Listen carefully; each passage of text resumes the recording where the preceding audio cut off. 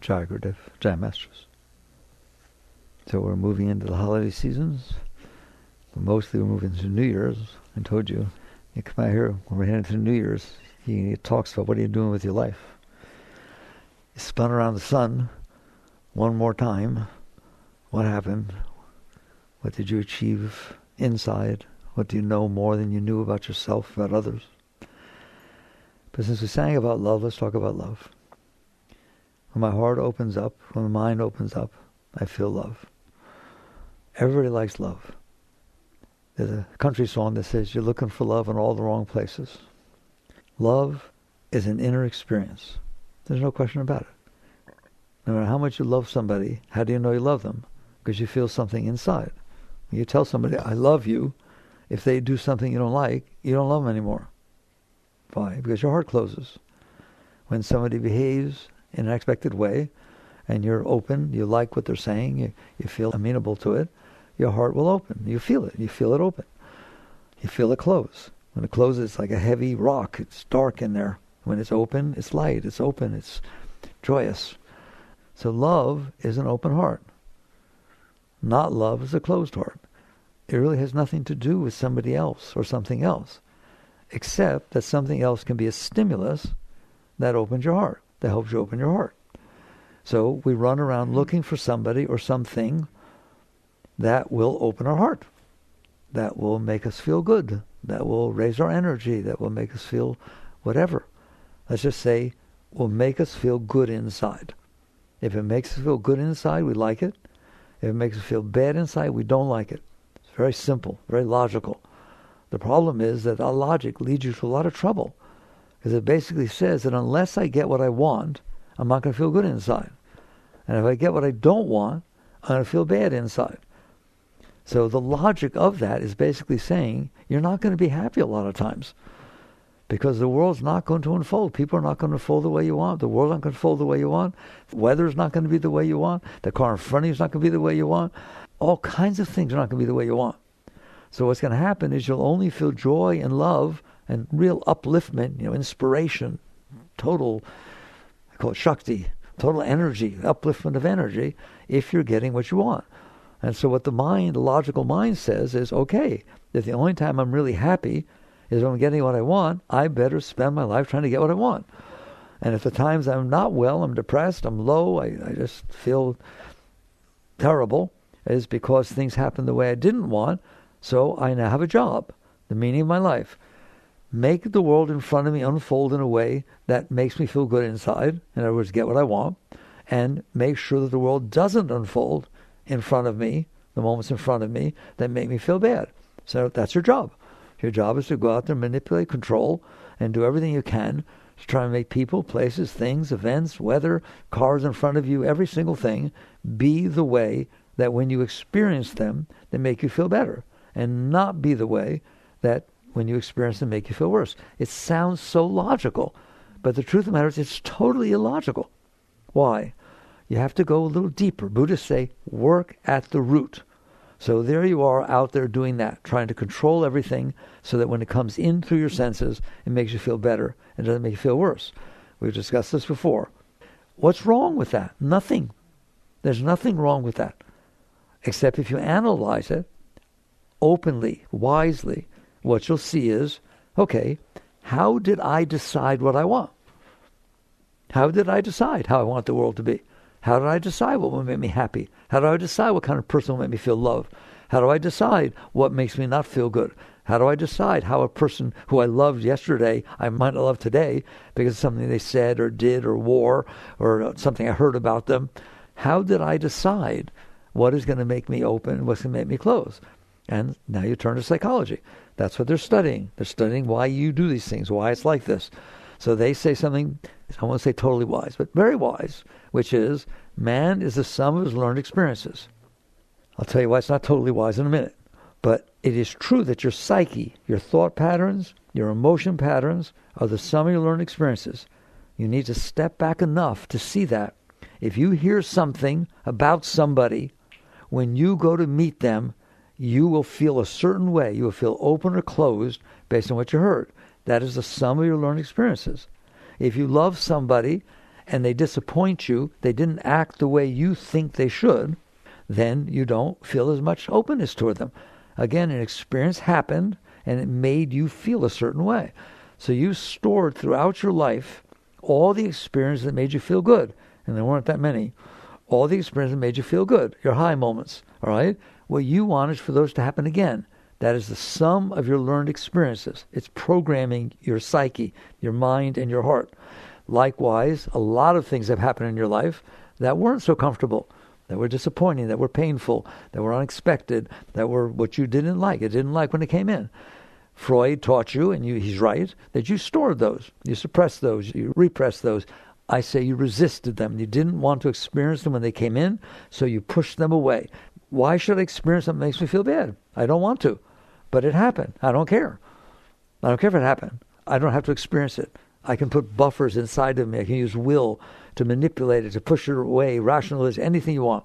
I don't want to fully feel the impact that something has happened outside that makes me not feel good inside.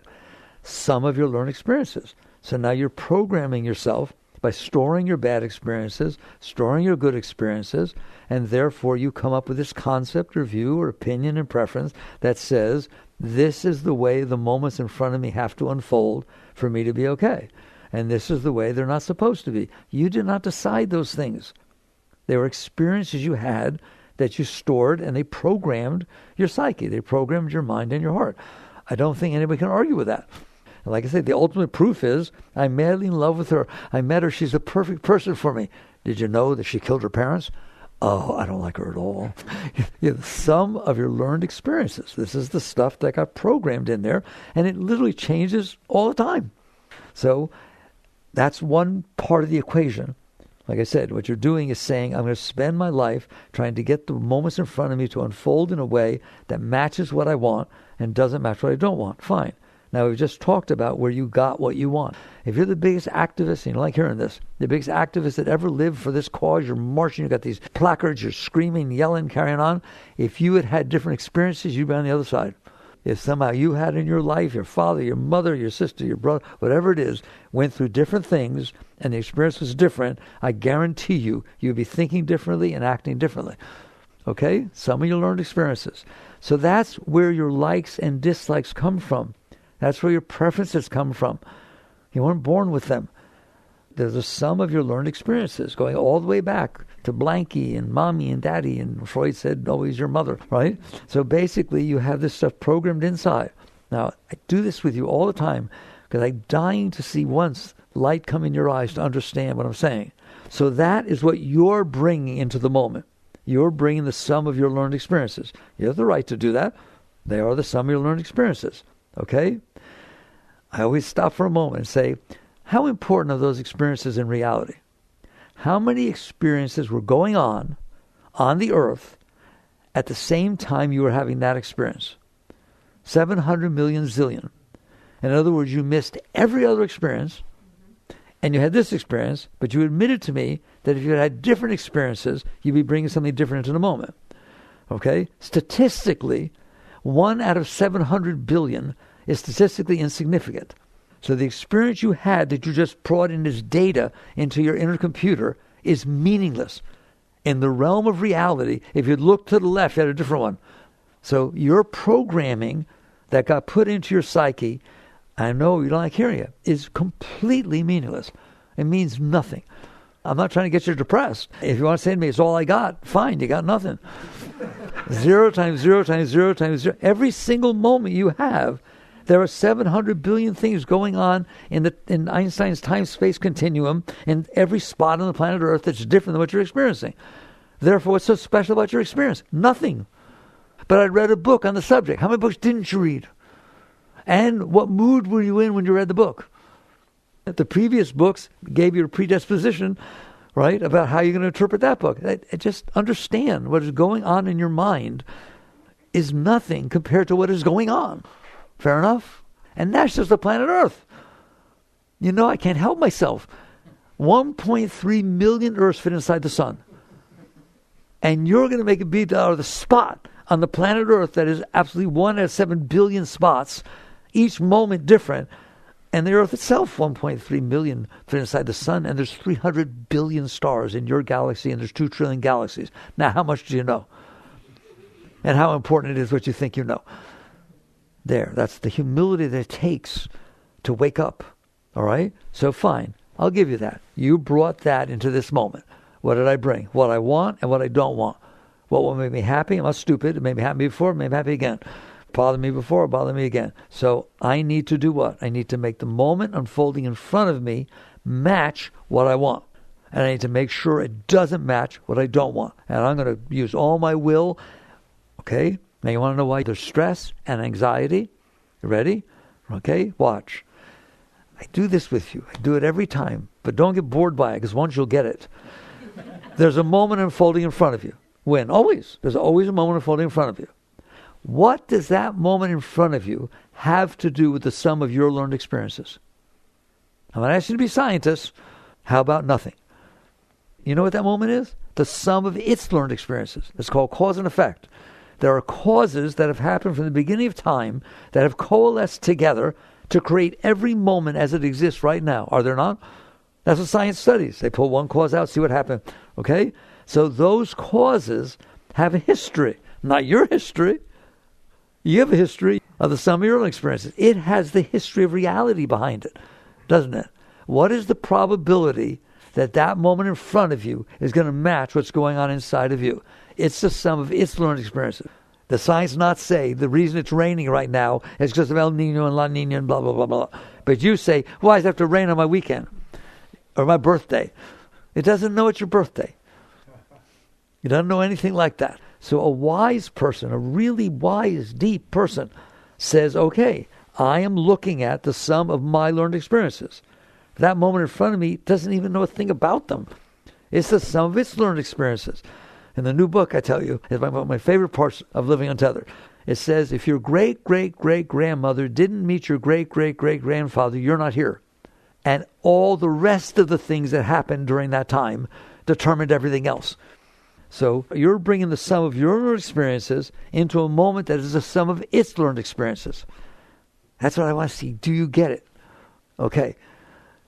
What is the probability they're going to match? Pretty close to 0. What is the probability you're going to make them match? Pretty close to 0. You think you have control. You're trying to go up against science. You're going up against reality.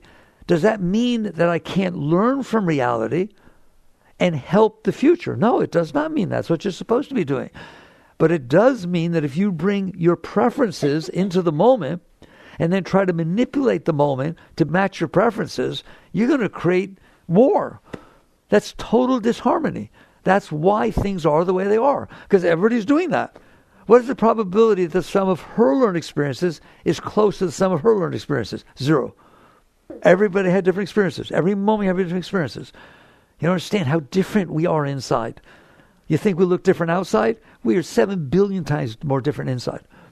Because we've all had different experiences. And we've all interpreted them based on our past experiences. Even the experience you're having is warped by your past experiences. Okay, it's called waking up. So you're waking up and you realize this is what's going on. I have this preference system I inherited, a program inside of me. It does not match the world. That's why you have anxiety. What's your anxiety? I might not get what I want. Oh, that'll make you anxious. I might get what I don't want. That'll make you anxious. And you wonder why there's so much anxiety. There's nothing but anxiety. And why is there disappointment? It's not the way I wanted. You want to know why it's not the way you want? Because it's not supposed to be. The starting position is science. People say that science and spirituality are at odds. They are not at odds. The science is the foundation of spirituality. The problem that's at odds is you won't accept reality. You think it's supposed to be the way you made up. You made up in your mind how everyone's supposed to be and what's supposed to happen and all that kind of stuff. That's definitely at odds with spirituality. But science is not at odds with spirituality. Science says, I'm studying cause and effect. I'm trying to see why things are the way they are, not why they're not the way I want them to be. Scientists get in big trouble when they do experiments and they mess with them to make them be what they want them to be. That's not the scientific method, is it? Okay? Well, you're doing the same thing. You're sitting there saying, because it makes me happy, if it's this way, it's supposed to be that way. Look at me. No, it's not. For the moment, it's supposed to be reality. It is what it is because of all the forces that made it be that way. And you are such a small amount of that. I tell you things like, okay, you're standing there and someone's yelling at you. Nobody likes that. Standing there, somebody's yelling at you. If you really go deep, you'll understand they're not yelling at you. Things have happened in their life that have caused them to need to yell. And you happen to be standing there at that moment. If the moment before you met them, their most loved person in the world that they wanted to marry said yes, they would not be yelling at you. If everything else was beautiful, you did it perfectly, and you turned it into your boss, and both of his parents died an hour ago, you're probably going to get yelled at. It's probably not good enough. It's not yelling at you. It's the fact that yelling needed to take place, and you happen to be standing in the place where yelling was taking place. Do you hear me? Can anybody hear me? That's what it means to look at reality. You think you're the cause. You're not the cause. You're one factor being put into a moment that's got 7 billion causes. But because you're so caught in yourself, we'll talk about that. That's what the whole talk's going to be about. Because you're so married to what is going on in your psyche. What I want, what I don't want, who I am, do people like me? Understand that? It's a preference. People like you. All right? That is so silly. Go to Mars and look at the planet Earth that looks like a star and start getting uptight whether people like you or accept you or think you're pretty, you're handsome.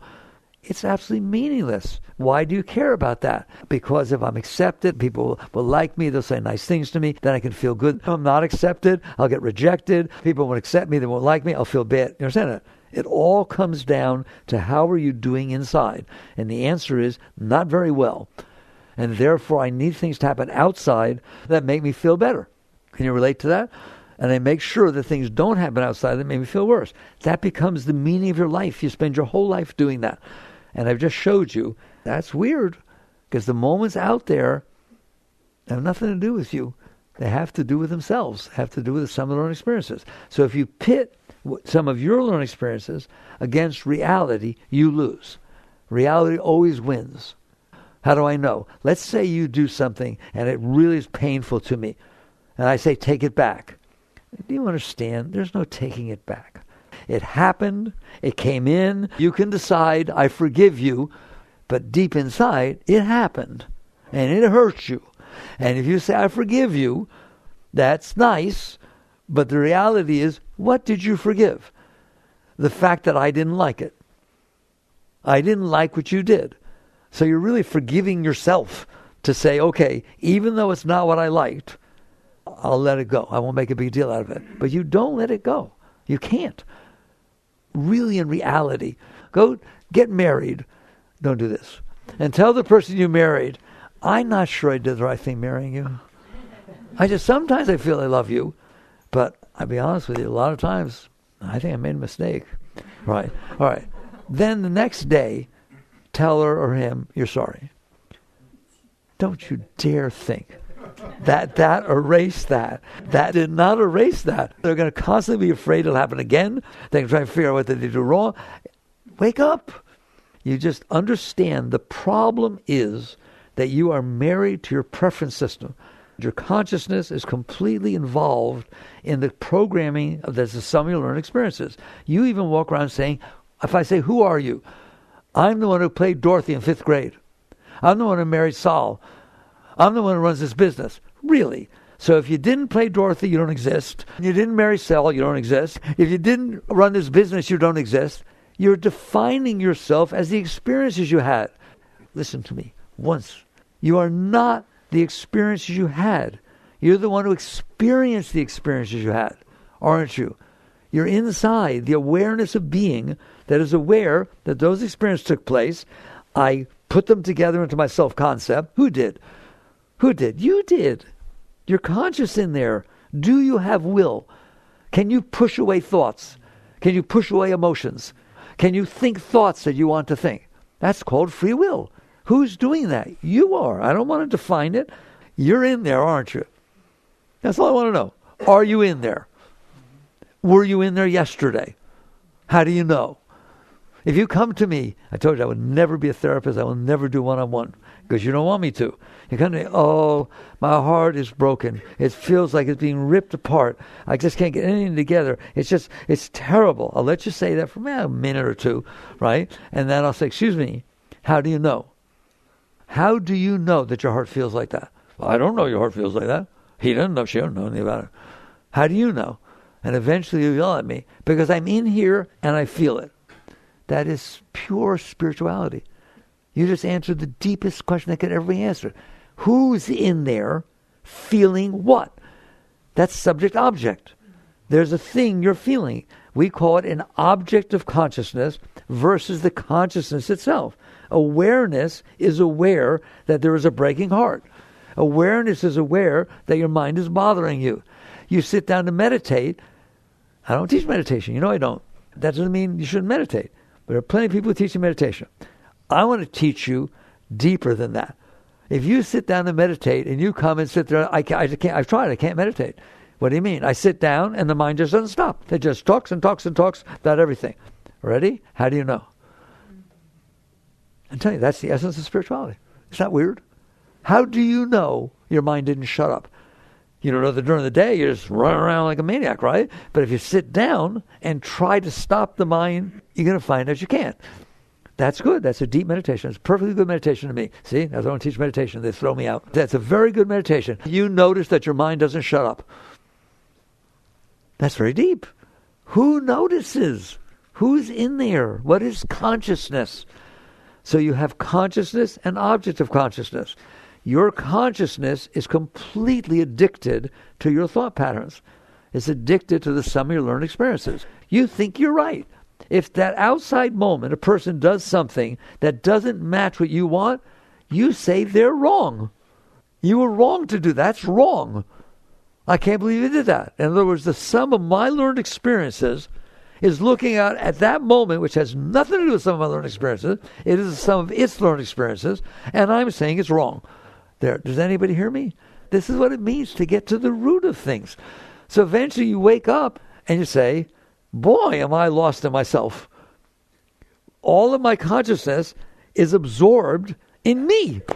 My house, my car, my wife, my children, my thoughts, my beliefs, my hopes, my dreams, my God, my religion, my me, I, me, mine, I, me, mine, I, me, mine. Your consciousness is lost, addicted to your psyche. Is there anything other than your psyche? So let's be nice to scientists for a minute. You don't always use your mind to think about yourself. That's called the personal mind, the mind that is programmed to be about me. Like if you're studying science, anything, all of it, engineering, science, anything, right? You're not studying the sum of your own experiences. You're transcending your personal self in order to study the outside world, to study reality, to study whatever you're studying. That's called the intellectual mind, the abstract mind, the impersonal mind. You got one. If you're using that mind, that is not the sum of your learned experiences. You can use your knowledge. There's wisdom that goes in there, right? I'm talking about the personal mind, about what you like and what you dislike. That's the problem. And that's the essence of spirituality, is we are lost in our likes and dislikes. And we believe that the only way we're going to be okay is to get everything to be the way we like. I need to find a job that gives me passion. No. Find out why you don't feel passion all the time. It's in a little tiny planet, spinning around the middle of nowheres. We haven't found anything on any other planet. You won the lottery 600 billion times over. Go to Mars. Sit around on Mars for a while. How you doing? I told you. I know it's going to happen on Mars. If a roach ran across the sand in front of you, you would chase it. But not to kill it, to make friends. Because there's nothing else there. Is that what your life's like here? Every moment of your life, there's colors and shapes and forms and things to do. It's unbelievable. But it isn't what you want. Therefore you complain. It doesn't match the sum of your learned experiences. So waking up means to notice this. That's called witness consciousness. You notice it's really true. I'm just watching me. I don't want it to rain tomorrow. That's a really brilliant statement. Of what meaning is it that you don't want it to rain tomorrow? It's absurd. I don't want the car in front of me to be driving the way they are. I don't want all kinds of stuff. Or I want all kinds of stuff. I want to meet somebody. I like when you fill out those forms on your dating sites. I want to meet somebody who's 5'6.5". No, 5'6". No, it's 5'6". All right, that has this color hair and behaves this way and likes this kind. Like dog? No, likes this kind of dog. Right? Put that all down there. What are you doing? You're describing yourself.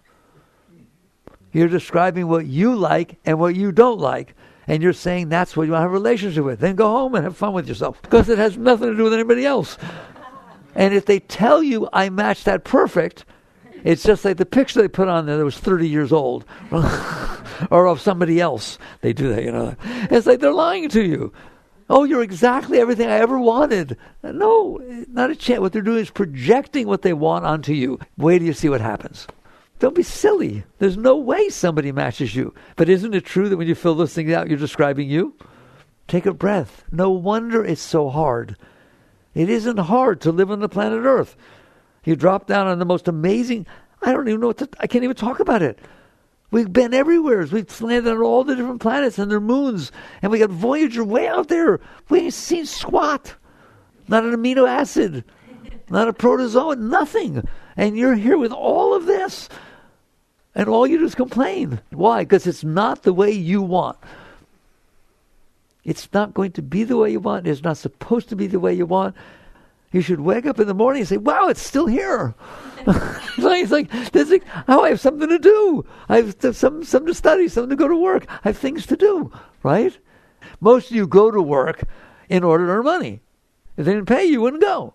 Why do you want to earn money? So that you can have a weekend or a vacation that you go someplace you want. What happened to the rest of your life? Well, I can't get everything the way I want, so at least I can get a weekend in Hawaii or something like that the way I want. No. You wake up and you say, the problem is not that I'm not getting what I want. The problem is that I'm defining the way the world is supposed to be. It obviously isn't that way. Why don't I check that out? What if you love the rain? What if you love the not rain? What if you love the cold? What if you love the heat? What if you love the wind? What if you love storms? What if you love balmy, clear days? What if every single weather condition, when you looked at it, your heart opened, you said, oh boy, this is going to be far out. Look how hard it's raining. Oh my, look, it's hot. I wonder how hot it's going to get. Oh my God, 112. How cold is it? Oh my God, maybe it will snow. That's what the Bible means. It says, lest ye be as little children. It means you're innocent. It means everything's exciting. You give a kid a rock and a stick to play with for 15 hours, all right, instead of the computer you bought them, okay? You can be like that. You can wake up and be excited that you woke up. I told you once, I don't have the number exactly right, I don't know if anybody does, but there's something like 25 trillion living cells that make up your body. They talk to each other. They interact with each other. The liver cells create a liver. There isn't a liver. There's individual cells that are communicating, and that goes for every organ, that goes for all your skin, that goes for everything.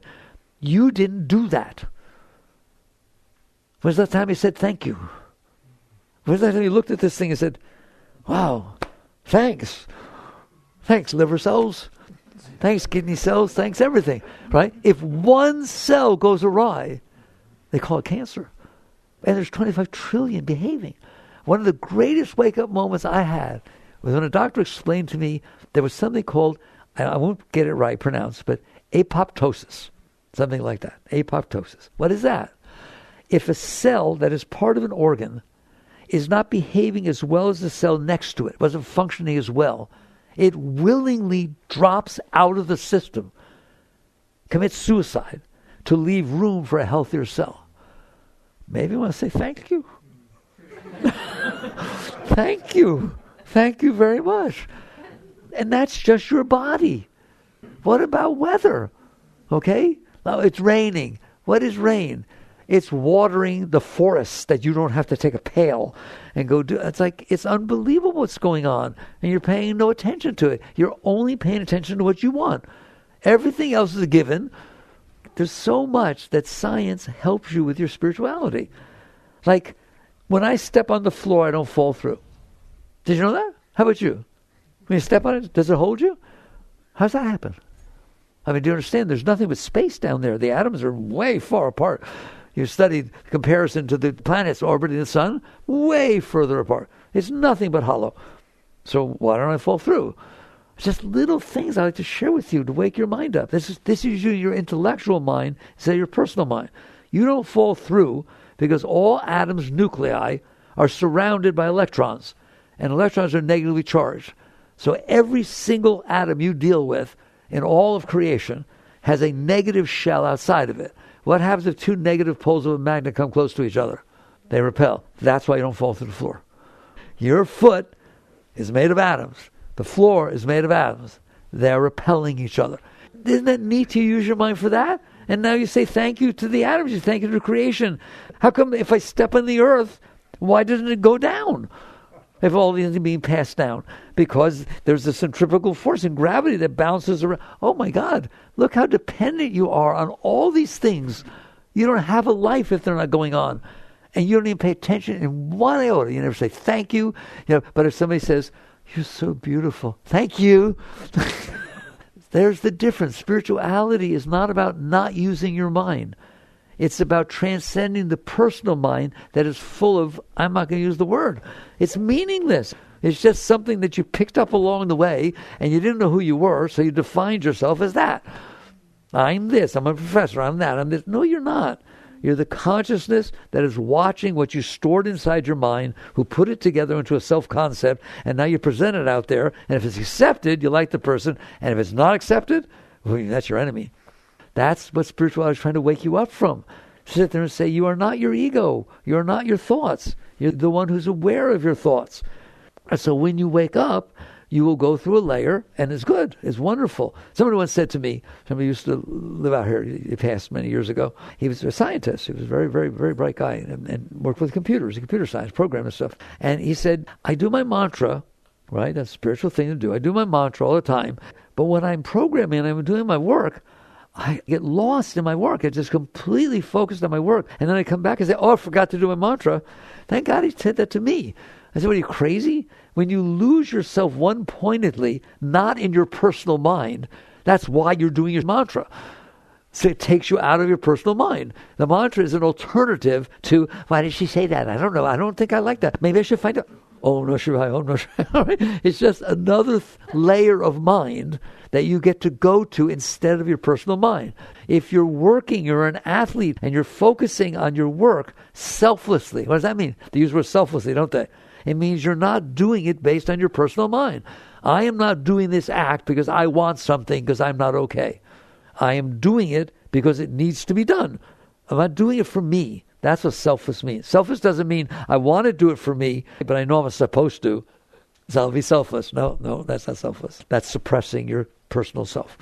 You get to a point where you understand this personal part of my mind. It's just like the computer can run recipe systems. It can run accounting. It can run CAD programs. It can do anything. Your mind is a giant, brilliant computer. It can do anything. What did Microsoft used to say? Where do you want to go today? In other words, it can take you anywhere you want to go. Your mind can too. It can go to Venus. It can go to Mars. It can go to Saturn. It can do anything. It can see we have those pictures of ultra-deep space, the ultra-deep field, the Hubble field, where there's thousands of galaxies. Your mind can go there. Or it can stay right here. Why did he say that? I don't know. I wanted a better job because I don't like this one. I wanted to have a woman boss, and I had a woman boss, but now I have a man boss. Isn't it cute? No. It's nothing but suffering and misery. Okay? So spirituality is about getting out of your personal mind, moving your consciousness off of your personal stuff that is the sum of your learned experiences that is now running your life. Okay? And that's why, by the way, we sang the song, when my mind becomes still, there's a place that I go. In other words, if I'm not getting lost in my personal mind, what is other than my personal mind? You're going to find out that there's a number of places up there. One is pure intellect. Pure intellect is beautiful. Why? Because it's not about you. It's not about your personal self. And so this person that got lost programming, that's wonderful. You should one-pointedly, in the Yoga Sutras of Patanjali, which is the deepest yoga teachings, very, very deep, all right, written down 500 BC, whatever it is, he says, when the experiencer and the experience become one. That sounds mystical. No, it's not. I'm the experiencer, and I'm having an experience, and I lost myself in it completely. I don't even know where time went. I'm hugging my beloved, and I've melted into the moment. That's meditation. I'm not in my personal mind. If you're hugging your beloved and you're wondering if you're doing it right, it's not so much fun, is it? Did you put the right cologne on and is it still lasting, or do you smell a little bit? No, that's not going to cut it, right? Now you didn't experience, or is not merged in the experience. The experience is distracted by the personal mind. Are you ever distracted by your personal mind? Let me ask the question better. Are you ever not distracted by your personal mind, right? It gets in the way all the time. There's a difference between a scientist who's studying and learning and experimenting and writing down papers so other people could see what he said, versus someone who wants to get published because they want to make more money and they want to go. Oh, that's a whole different ballgame, isn't it? You're not a pure scientist. It's about you. It's personal. Okay? But they all are that way, aren't they? That's what causes all the disharmony that exists on the earth. Everybody's the sum of their own learning experiences, and they're devoting themselves to making the moments be what matches them, and that's totally different for everybody. Okay? Hitler didn't like Jews. Why? I don't want to find out. I guarantee they must have psychoanalyzed that guy books and books and volumes, all right? The truth is, he had a preference in his mind. Something must have happened. He didn't just make it up. Parents, situations, something happened, and he ended up with a mindset like that, right or wrong. And basically, look what happened to the world. Okay? It's happening right now all over the place, isn't it? Even in individual households, people are fighting, people are leaving, divorces are happening. It's the same thing. It's all for the same reason. I'm trying to get it the way I want. Get out of my way. I have the right. You think you have the right to get it the way you want. That makes me laugh so hard. You do. You have the right to try to get it the way you want. See how it works out. See how it works out for everybody else. You understand that? People are stepping on each other to do it, get what they want. I'm going to dress pretty and drive a really neat car and try to impress everybody, or I'm going to get a gun and put it to people's heads. Both are the same. Get what I want. One's more sociable. I told you, if you can be my neighbor, I like the first one, all right? But it's the same thing. I'm just basically saying, I am going to get what I want. There's a state in which you understand that you let go of that. Christ said you die to be reborn. That's what that's talking about. What he basically said was, you ain't going nowheres spiritually while you're lost in yourself. That's what it means. He said, you can't serve two masters. That's what that means. You can't serve yourself and something greater than yourself. It can't work. Don't think of the deep spiritual teachings as religion. They're not religion. They're just the truth. All right? So the teachings are, can you get your consciousness off of your personal mind? That's what all of spirituality is about. Deep spirituality, all of yoga, all the things. Zen, meditation, everything. Can you get your consciousness? You're in there, you're conscious. Right now you are totally addicted to your personal mind. That's all it thinks about all the time. That's what you care about. If your mind doesn't like something, how's your heart feel? It's just everything's being run off the personal mind. Are you capable of extricating your consciousness from your personal mind? If you do, that's what it means. When my mind becomes still, when you get your consciousness off the personal mind, you're going to find out there is so much love going on inside of you. There's so much inspiration. There's so much joy. There's so much, oh my God. It's just, they want to call it heaven? No, I want to call it you not on your drug. You not on the drug of you. How's that? A heroin addict not on heroin can be a really good person, but not when they're on heroin. You not on you? Wow, man. They're high stuff. You're beautiful. Everybody is. Now, what they ever did doesn't make any difference. They're in there. The consciousness is in there, but it's staring at this personal thing that you collected inside your psyche, inside your heart and mind. You can remove your consciousness. You don't have to get rid of the mind. You just take your consciousness off of it. Learn to put your consciousness elsewhere aside from your personal mind. One way to do that is intellectual. There is 8 branches of yoga. One of them is Gyana yoga. That's not the yoga meditation. That's not the yoga asanas, postures. Gyana yoga is the yoga of intellect. That you can use your mind, not your personal mind. You hear me? You can think. Imagine if you contemplated the fact that you're on a planet and 1.3 million of them fit inside one star. And there's 300 billion stars in your galaxy. Go do that with your mind for a while. That's Gyana yoga. And it was using your intellectual mind, your abstract mind. When you do that, what problems do you have? If you take your mind off of yourself, you just, doesn't mean you don't deal with things, but you don't deal with them because you're not okay with them. I'm okay. I sit on a planet Earth, and there's things going on. There's even wars. You better be okay with it. Why? Because it's true. You think that being okay with it means I want it to happen. No, it is happening. Now, how can you help? When you don't like it and you say, I can't handle it, you can't help. Think of it for a moment. Have you ever said, I can't handle this? What does that mean? It means you can't handle it. Then what use are you? If you can't handle the sight of blood, I don't want you there when I get a car accident. So you get to the point where you realize, I don't have the right to say I can't handle it. I'm here. It happened. I better be able to handle it. I'm of no use to it if I can't handle it. So you learn to handle things. You learn to rise above your personal self. Now I can handle it. How can I help? That's a different question. Not I can't handle it. What do I do about it? In other words, how do I stop it from being this way and make it so I can handle it? When you get higher, clearer, you're sitting there saying, I want to learn to handle things so that I can help. It makes me cry. Don't you want to help? You have to be able to handle it to be able to help. Otherwise, you're doing what you're doing because you can't handle it. You're trying to make it stop.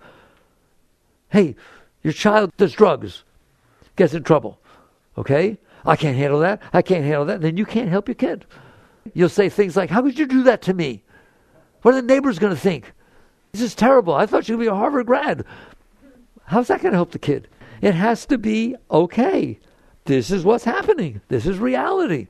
This is, okay, this is what happened. How can I help? What a beautiful, different thing that is. Not how can I help me? How can I help the situation? But in order to do that, you have to transcend your personal mind. And that's what spirituality is all about. So it's not about getting rid of your mind. It's not about throwing your mind out. It's about the consciousness removing its addiction to staring at the personal mind. Someday you're going to realize you're staring at the personal mind. If it goes boo, you go to a party that you were dying to go to. You bought the perfect dress or suit, and you're going there, you get in, and your mind, you don't even know why, all of a sudden goes, I'm not comfortable here. I don't want to stay. You leave. What do you listen to that stupid thing for? It just ruined your evening. I really like this guy. I think he's the perfect man for me. We've been dating for 3 weeks. It seems so wonderful, right? And then you come home, you're all depressed. What's wrong? We went to a restaurant. He slurps his soup. I don't have a relationship with a soup slurper. It's like, it's ridiculous. You're ruining your life by listening to the sum of your learned experiences. Well, what's wrong with a soup slurper? My Uncle Charles used to slurp soup. Oh, my God. And we didn't like him at all. My sister, we used to make fun of him. No, all right, how about this? My Uncle Charlie slurped soup. He was so much fun. He was the most favorite uncle I ever had. And now this guy I'm going out with, he slurps soup. I love him to pieces. Could happen, couldn't it? The sum of your learned experiences. Don't let that ruin your life. You should be able to handle the experiences they pass through. Okay, fine, I had that experience. That is just a nothing experience. You hear me? It could have been totally different. Do not let yourself get caught in your personal self. Then the question becomes, how? How do I learn to not say, I can't handle this, and instead say, how can I help? How do you make that transition from one to the other? It's easy to explain. It's not easy to do. How did you get those preferences that are so strong? I told you. Events happen in your life, usually bad, right? Or you define them as bad. They came in, they weren't comfortable. They were uncomfortable situations. Anybody ever had uncomfortable situations? All right. They came in, and what did you do with them? What you should have done was said, oh, this tastes terrible, right? And spit it out. It's over, right? But you didn't. You said, that's terrible what he said. I don't want to experience it. And you pushed it away. That's what Freud talked about. You pushed it away. Where did it go?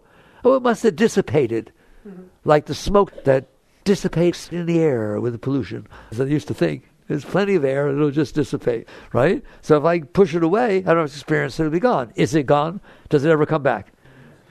It comes back, you know it comes back. You ever dream about it?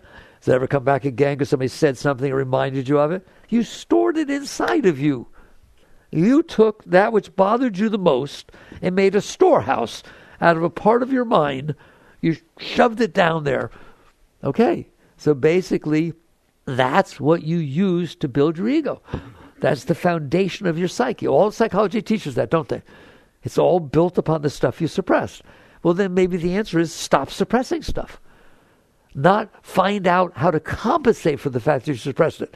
I didn't get along with my sister and this and that and the other thing. You look at my sister, I don't want to be like her. You don't look at my sister, you know nothing like my sister. Oh my God, everybody else reminding me of my sister. You don't, let's get married. You're trying to compensate for what you stored inside of you. So yoga says, don't do that. Don't renounce. It's not about renunciation. Spirituality is not about renunciation. Renunciation says, my preferences show that I will be happy if I do that, but I'm not going to do it. That doesn't sound like much fun. What kind of thing is that? All right? I won't do it in the name of God. Well, then you're not going to really like God very much. No. Spirituality is not about renunciation. It's about looking to see, why do I have these preferences? Why am I limiting my life to myself? Because I suppress that stuff. Then the answer is stop suppressing the stuff. That's the answer. The answer is you have a bunch of stuff down there that is determining the whole flow of your life. Where you go, what you do, what you like, whether you're happy, whether you're not, every single thing is based on the sum of your learned experiences. By the way, it's not based on the sum of all your learned experiences. How many of you have a big deal about the white lines that you've driven by during your life on the road? You experienced them. You experienced them, didn't you? You experienced the trees you drive by. You experienced the cars you drive by. They come in. They did not come in. You don't close your eyes. They came in. They entered your psyche, you experienced them, and they passed through. You said, oh, that was a nice tree, but you didn't move to be near that nice tree, right? When you turn a corner and there's a beautiful sunset, oh my God, it's so beautiful, blows your mind, it's lavender, all these colors. It knocks you out, doesn't it? It's like, wow, oh my God, it's like a spiritual experience, okay? Do you then buy the house on the corner so you can have it again? You just ruined the experience. You didn't let it be an experience. Believe me, there'll be another one. Another what? There'll be another experience. When? Right after that. There's just one after the other. You're the one that stored that one and said, I won't be happy until I have that one again. So the answer is stop storing this stuff. Doesn't mean you don't remember. You can bring it back, but don't make it what we call a samskara, a pattern that's filled with emotions and likes and dislikes, and you just push it down there, and now it's going to get activated, and you'll feel the likes and dislikes again. Let things happen. Honor them, respect them, learn from them, and let them go. So you're not storing all this stuff inside, all your personal stuff. If you do that, then you're not the sum of your learned experiences. You're the consciousness that's aware of what's left of the sum of your learned experiences. Or if you really let go enough, you're the consciousness itself. That's an enlightened being. Somebody who has found the source and the seat of where consciousness is coming from, because they're not distracted and the consciousness is not being pulled down into the personal stuff.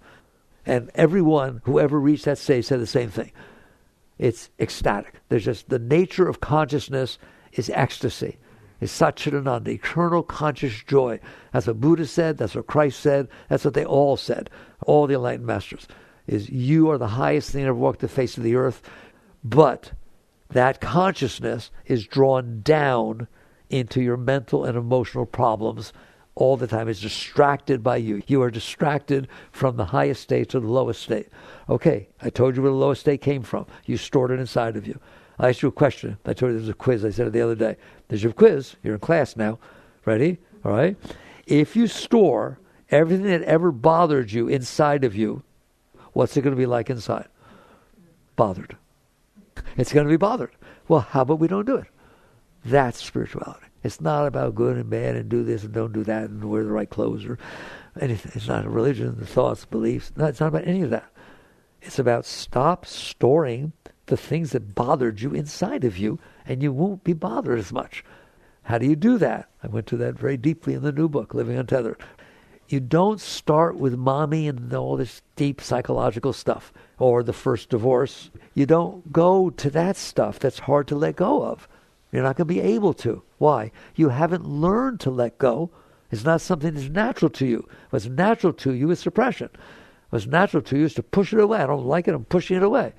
But you can learn not to, just like you learn the piano. You don't start with Beethoven, you start with the scales. You learn to play tennis. You don't play against some tennis pro, the Williams sisters or Borg or something. You get a ball thrower or a coach, and you can hit it to the net a whole bunch of times. Same thing here. If you want to learn to raise to the highest part of your being, you have to let go of what is causing the lowest part of your being. So there's no reason or purpose to work with this deep psychological stuff when you don't even know how to handle the driver in front of you. You don't have to handle the fact that it's hot out. You don't have to handle the fact that you dropped some ketchup on your skirt or your pants. You have to go back to work and it's embarrassing. You're sitting on a planet in the middle of nowhere. It's ketchup. There's a bunch of atoms. That's how you should look at it. There's nothing but atoms out there. How can they be bothering you? I keep in my den a periodic table. I never took chemistry, physics, or any real science. Okay? But I keep a periodic table, a big, beautiful periodic table in my study, sitting right there. Why? Because I'm going to bring it in here and ask you, those are the elements. Every single thing you interact with every single day are made of those elements. And the scientists believe that all the universe is made of those elements, not just here on Earth. We have not found new elements anywhere so far. I'm going to hold this up there to you and ask you, ready? Which one of these do you like and which don't you like? And you look at that and you say, I ain't got nothing to go with those elements. Really? Then why are you being so weird? If I take a bunch of them and put them together, you're freaked out. That's what it means, Gyana Yoga. That's what it means to use your intellectual mind to wake up. You hear me? Okay, so you start with the day in front of you and the moment in front of you, and you watch yourself store the sum of your learned experiences. You watch it happen. You watch the driver in front of you driving 10 miles an hour below the speed limit, and you're in a rush, and boy, are you talking about it, and boy, are you upset about it. You're not going to do anything about it.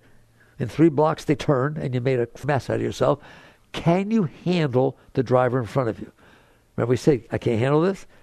Can you learn to handle it? Can you learn to make believe you're driving on the planet Earth, scooting around in a little car, and there's somebody in front of you in a car on the planet Earth, and you're making a mess out of yourself? How about we don't do that? That's where you start. You start to learn how not to store this stuff inside of you, so that now, instead of going to work and telling everybody about the stupid driver and never driving, I'm driving on 34th again ever. It's a ridiculous road people drive to. All right? Instead, you sit there and say, that was fun. And I had fun working with myself, breathing, mantra, letting go. I told you, you ever hear of affirmation, positive thinking? Here's positive thinking, all right? Oh, God, get out of my way. Stop. Maybe that's my grandmother. She's in the last part of her life that she can still drive. It means so much to her. That's amazing. When she won't be able to drive, she can go to the grocery store, things she enjoys doing. I don't think I'll beep at her. I don't think I'll tailgate her to make her go faster. I think I'll say, it's okay, Grandma. You drive the way you want. I drive the way I want. That's positive thinking. That's affirmation. That's changing how you're processing what's coming in. That's spiritual. And say you get stuck in traffic. Well, you're stuck in traffic. You can drive yourself crazy if you want, or do your mantra. Breathe. Have fun. Have fun. If you learn to handle these little, I call them low-hanging fruit, if you learn to handle these little experiences that are happening, you're going to find out something a little bigger is going to happen. And somehow you're able to handle it because you learned how to handle things. If you can handle things, you will be healthy because you're not storing them inside of you. And you won't have as many preferences. Now I'm able to like 34th Street, not because somebody was driving a certain way and I'm freaked out. All right, I'm going to give you one more example. I got to stop. One more example. I'm driving down 34th or 39th and somebody runs a light. I ram on my brakes. I skid around. So thank God, no accident, nothing happened. Okay? I want to know next time you drive down that street and you're approaching that intersection, what happens inside of you. You stored it, didn't you? Nothing happened, but you stored it. And it may stay that way. You may never use that road. You may write to the commission, you better change that light and get right? Every other intersection is exactly the same. There's no reason that one's different except you had that experience. Let it go. Practice letting it go. How? My experience is what you do about it when you feel yourself resisting is relax. Relaxation and resistance are opposites. When you're relaxing, you can't resist. Relax your body, relax inside where you feel the tendency to push away, relax. If you relax, you gave it room to pass. And over time, you will learn to let things pass through. You can handle them. Doesn't mean you don't deal with them.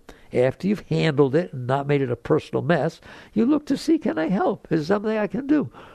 If you will do that, you will grow. It's beyond any other forms of meditation. Now you got down to the root of what the problem is. The problem is you stored all this garbage in there. Now you're not okay. So you need to make the world be the way you need it to be for you to be okay. What if you were okay? What if you woke up in the morning filled with joy, filled with inspiration, filled with love? You don't need anything. But then why would I get up? Because love loves to express itself. Because inspiration loves to create. Imagine doing that all the time. Not to get something, but to give. That's a giver. All right. Work on these things. Jagrata.